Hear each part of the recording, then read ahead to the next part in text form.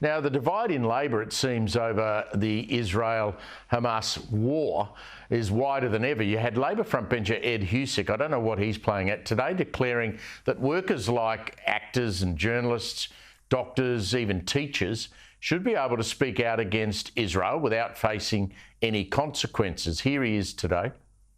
People should be able to express their concern and stand with humanity and say that they have they are very concerned about what they're seeing in Gaza, and they shouldn't have to face professional retribution as a response. Well, that's just ridiculous. They shouldn't be able to, they shouldn't do it at work, particularly teachers. If they want to do it in their private life at the weekend, good on them.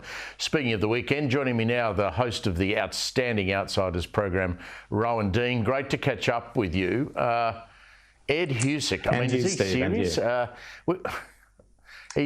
We've had this Sydney Theatre Company debacle, and Husic saying, well, let them all do whatever they want to do. Well, it's utterly ridiculous, Steve. I'm glad someone in Labor is trying to play the free speech card. It's a little bit late for Ed Husic to be pulling that one out. There are some very, very firm rules around free speech. I'm an absolute free speech advocate. But there's one very, very simple rule, and that is free speech must not be used to incite hatred. Pretty simple rule to understand. During the Hitler period, for example, there was a phrase, Juden raus. So it was like, Jews, get out, Juden raus.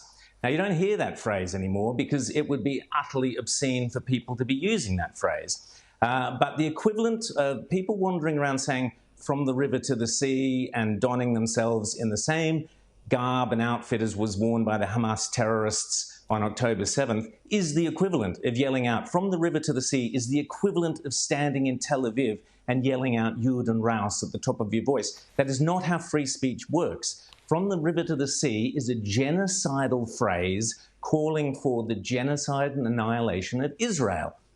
Therefore, free speech does not apply. And if Ed Husic does not understand that simple, most basic, fundamental tenet of free speech, then we've got a serious problem. The second thing I'd say, Steve, I always like to try and draw an analogy and see if the Ed Husic's or anyone's comments stack up in reverse. Flip it round. Okay, so let's just imagine, and I stress this is an analogy. I'm not saying that this actually happened, but let's imagine an analogy whereby after a horrific massacre like the Christchurch massacre several years ago in New Zealand, which was targeted at mosques, imagine the very next day when the bodies were still warm, you had people marching up and down the streets of New Zealand saying, let's end all Islamic immigration, kick all Muslims out of the country, let's get rid of this and that, whatever. People would rightly have been appalled. It would be atrocious. Yet that is precisely what Ed Husic is advocating that people be allowed to do in Australia. When the bodies are still, when there are still hostages being held in the tunnels of Hamas, undergoing God knows what torture at the hands of the most vile criminals and terrorists who also chant from the river to the sea and all those sorts of same phrases, for anybody in Australia to think that it is appropriate to march up and down our cities or our streets or stand on theatres or classrooms or in a doctor's surgery or journalists, what a joke, and say, no, we're actually going to advocate this political issue. That is not free speech, Steve. That is an obscenity. And for Ed Husic not to understand it, I'm sorry, it says far more about Ed Husic than it does really about anyone else. Rowan, do you suspect it might be within the Labor Party, within the federal government, that the left wants to have that message out there that they're, supportive, and they always have been, of Palestine, and so they've just nominated, okay, well, let's get Ed to do it because he's a Muslim and he comes from Western Sydney, and no one will be able to criticise him if he does it. Do you suspect it might be as simple as that, or am I insulting Ed Husic by suggesting that? Well, Ed Husic has insulted himself. I'm sorry. He's a smart guy and he's playing the free speech card and he's been jumping up and down about this issue. The reality is Labor is beholden they believe they are beholden to the Islamic or Muslim vote in the western suburbs of Sydney.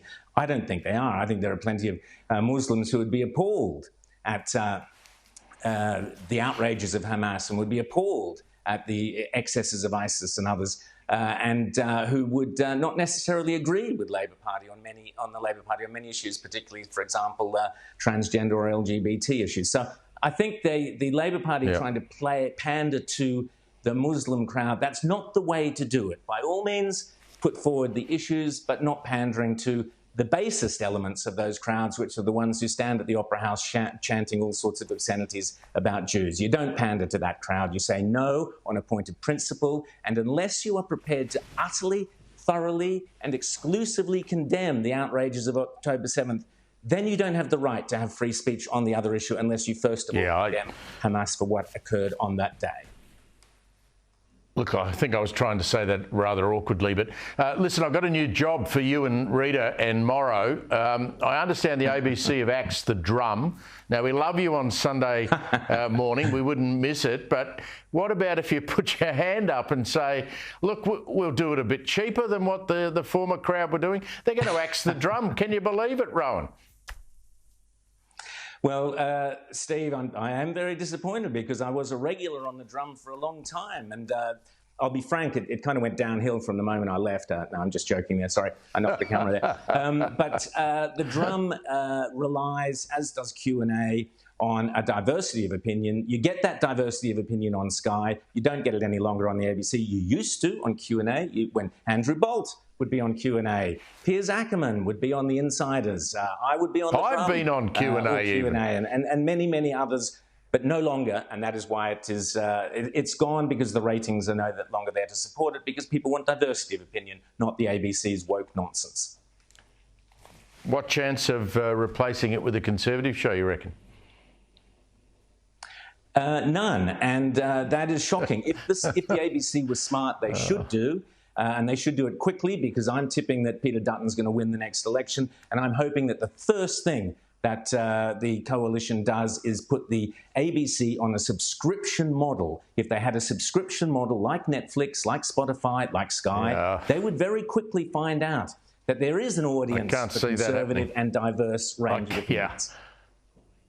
Agree completely. I can't see it happening, though, Rowan. Thank you very much, mate.